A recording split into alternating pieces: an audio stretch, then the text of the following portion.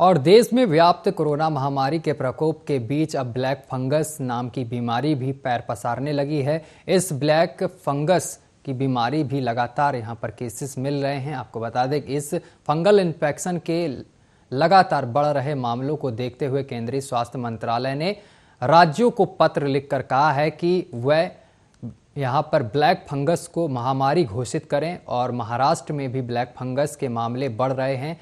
यह अब तक इस बीमारी के करीब 2000 से अधिक मामले दर्ज किए जा चुके हैं, जबकि 90 मरीजों की इस दौरान जान भी जा चुकी है। इस बीच बॉम्बे हाई कोर्ट ने राज्य सरकार से ब्लैक फंगस के इलाज में इस्तेमाल की जाने वाली दवाइयों की कीमतों को कम करने की यहाँ पर जरूर को कहा गया है कि कीमतें कम की जाएं। और साथ ही आपको बताते चले कि संक्रमण के इलाज के लिए जरूरी दवाइयों के उत्पादन और वितरण को भी नियमित रखने को कहा गया है। जस्टिस अनिल बी सुक्रे और अविनाश बी घरोटे की नागपुर डिवीज़न बेंच ने यहाँ पर नेशनल फार्मास्यूटिकल प्राइसिंग अथॉरिटी और drugs controller general of India को ब्लैक फंगस की दवाइयों को लेकर कुछ निर्देश दिए गए हैं। पीठ ने कहा है कि दवाइयों के उत्पादन के विनियमन, उनकी उत्पादन क्षमता बढ़ाने और इनके वितरण के संबंध में जरूरी दिशा निर्देश जारी किए जाएं।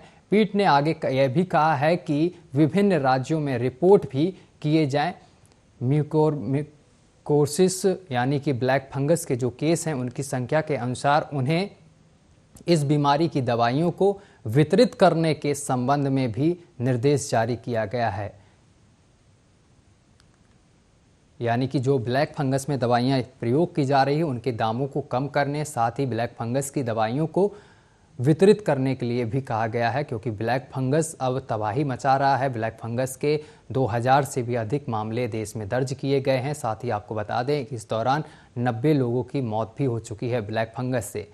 और ब्लैक फंगस को लेकर अब ये बॉम्बे हाई कोर्ट में सुनवाई हुई है। बॉम्बे हाई कोर्ट ने साफ तरीके से कहा है कि इसको लेकर गंभीरता बरते सरकार, और साथ ही दवाइयों के जो मूल्य हैं उनको भी कम करे।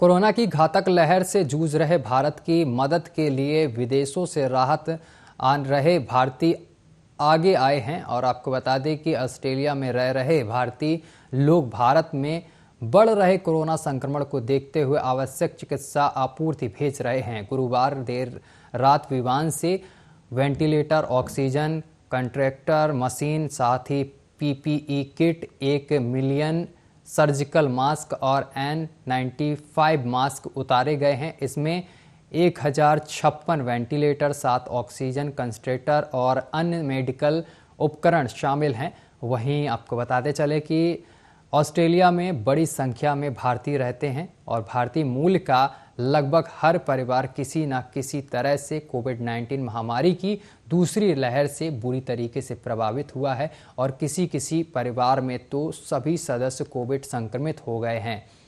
न्यूलैंड ग्लोबल ग्रुप के सीईओ दीपेन रुघानी ने एक अंग्रेजी मीडिया से बातचीत करते हुए बताया है कि इस संकट में ऑस्ट्रेलिया ने रह रहे करीब 7 लाख भारतीय अपने देश के लिए संसाधन जुटाने में जुटे हुए हैं, और जो सभी स्तर पर किए जा रहा है। और व्यक्तिगत, व्यावसायिक संगठन, अंतर्राष्ट्रीय संगठन समेत अन्य संगठनों से भी मदद अपील की जा रही है। उन्होंने बताया कि हम भारत को इस भयावह कोरोना संक्रमण से निपटने में मदद करने के लिए राष्ट्रीय समर्थन भी जुटा रहे हैं।